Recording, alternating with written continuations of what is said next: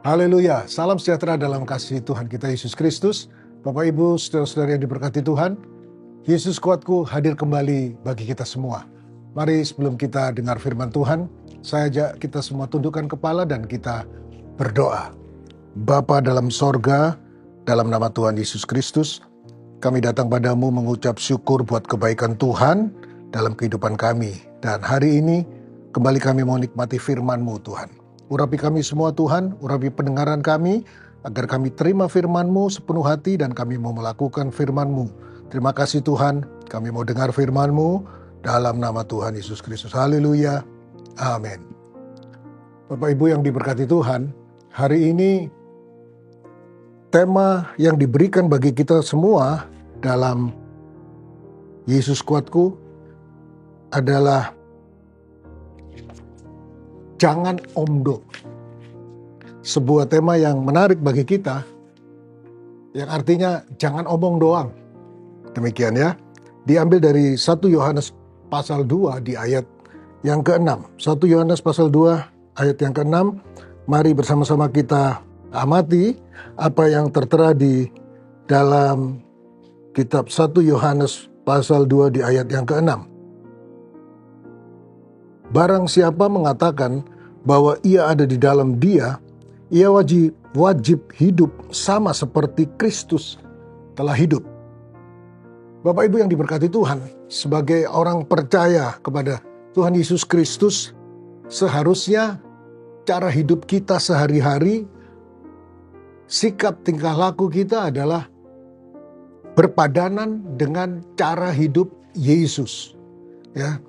Dalam sikap seperti yang saya katakan, dalam tingkah laku, dalam tutur kata, dalam apapun juga yang kita lakukan dalam kehidupan kita, bahkan karakter kita itu harusnya menjadi sama seperti Yesus. Tetapi apa yang kita amati dalam kehidupan kita sehari-hari, kalau kita coba melihat sekeliling kita saja saudara-saudara, ternyata masih banyak orang-orang Kristen yang justru hidupnya tidak seperti itu. Ada banyak orang Kristen yang justru hidupnya berbalik, tidak sepadan dengan cara hidup Kristus. Mereka menyatakan hidupnya di dalam Kristus. Tetapi ternyata cara hidup mereka penuh dengan keduniawian. Cara hidup mereka, cara hidup yang penuh dengan kedagingan. Apa yang dinyatakan oleh orang-orang yang demikian itu sebenarnya hanya lip service saja. Atau seperti yang tema kita hari ini adalah mereka hanya omdo, hanya omong doang. Saudara-saudara ya, menyatakan bahwa hidupnya sebagai orang Kristen itu hidup yang mengenal Allah. Tetapi mereka tidak menuruti perintah-perintahnya. Mereka tidak menuruti firman-Nya. Tetapi mereka mengatakan bahwa mereka mengenal Allah. Tapi justru sebaliknya saudara-saudara. Kalau kita perhatikan di dalam 1 Yohanes pasal 2 di ayat 3 saudara-saudara, ya, bahwa tanda orang yang mengenal Allah itu adalah dia menuruti perintah-perintahnya. Ya, artinya dia patuh dan dia melakukan firman Allah. Saya baca dalam 1 Yohanes 2 di ayat yang ketiga. Dan inilah tandanya bahwa kita mengenal Allah, yaitu jikalau kita menuruti perintah-perintahnya, saudara-saudara. Ya, jadi orang yang mengenal Allah itu orang yang turut, patuh, taat segala perintah Tuhan. Dalam ayat yang keempat, tetap di 1 Yohanes pasal 2, dikatakan bahwa orang-orang yang berkata bahwa mereka mengenal Allah, tapi tidak menuruti perintah-perintah Allah adalah seorang pendusta, saudara-saudara. Ini lebih tajam lagi dinyatakannya. Mereka pendusta. Pendusta adalah pembohong, penipu. Kita tahu sendiri bahwa dalam Wahyu pasal 21 di ayat ke-8, pendusta itu tempatnya di neraka. Coba kita lihat di Wahyu pasal 21 itu, apa yang dinyatakan di situ, di ayat yang ke-8.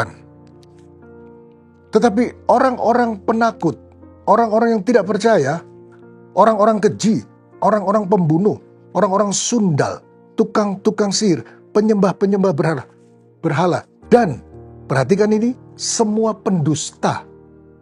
Mereka akan mendapat bagian mereka di dalam lautan yang menyala-nyala oleh api dan belerang. Ini Alkitab sebutkan bahwa pendusta atau pembohong atau penipu, mereka tempatnya di neraka. Saudara-saudara. Bahkan selanjutnya di 1 Yohanes pasal 2, masih di situ tapi di ayat 4, selanjutnya disebutkan bahwa orang-orang yang demikian, ya, orang-orang tersebut hidupnya tidak ada dalam kebenaran, saudara-saudara. Tidak di dalam kebenaran.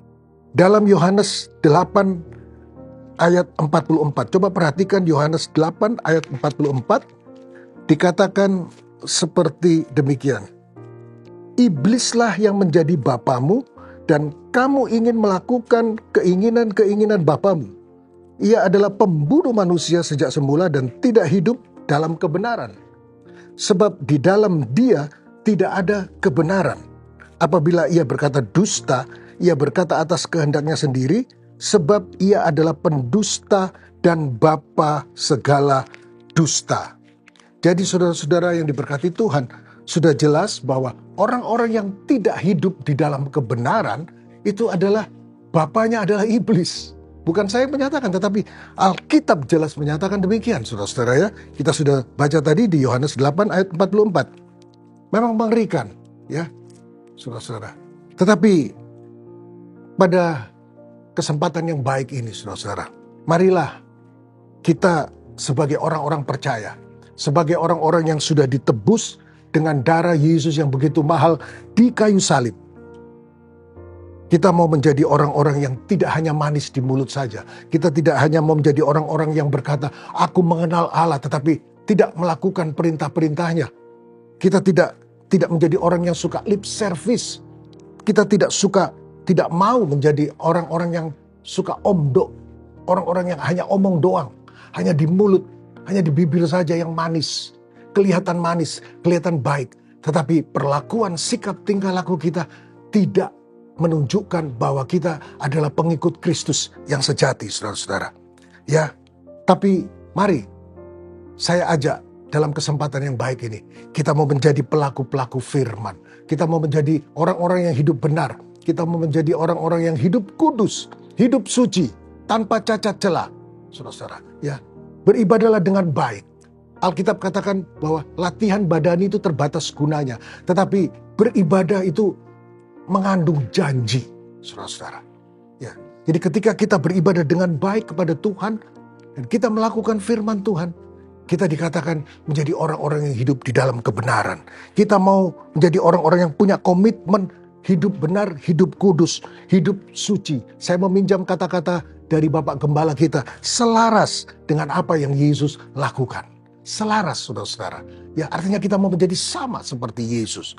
Ibrani 12 ayat yang ke-14. Ibrani 12 di ayat yang ke-14, di situ dikatakan, berusahalah hidup damai dengan semua orang dan kejarlah kekudusan, sebab tanpa kekudusan tidak seorang pun akan melihat Tuhan. Kejar kekudusan, saudara-saudara. Kalau kita mau menjadi orang-orang yang hidup benar, orang-orang yang tidak hanya omong doang, tidak hanya lip service, tetapi kita mau kejar kebenaran, kita mau kejar kekudusan. Karena tanpa kekudusan, Alkitab katakan tidak seorang pun akan melihat Tuhan. Puji Tuhan, mari kita tundukkan kepala, kita akhiri firman Tuhan hari ini bersama-sama. Kami sudah terima firman-Mu hari ini Tuhan. Kami mengucap syukur buat apa yang Tuhan beri dalam kehidupan kami.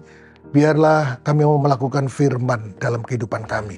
Kami mau menjadi orang-orang yang hidup benar, orang-orang yang melakukan firman-Mu. Bukan hanya orang-orang yang lip service, omong doang. Tetapi ketika kami berkata bahwa kami pengikut Kristus, kami harus melakukan apa yang Tuhan mau dalam hidup kami. Artinya kami mau hidup suci, hidup benar, menuruti firman Tuhan dalam hidup kami. Berkati seluruh anggota jemaat, berkati siapapun yang mengikuti program pada hari ini Tuhan. Dalam apapun yang mereka lakukan, mereka kerjakan dalam pelayanan-pelayanan, Tuhan memberkati semuanya. Terima kasih Bapa di sorga, Kami terima firman-Mu dalam berkat nama Tuhan Yesus Kristus. Haleluya. Amin. Bersama Yesus, aku kuat.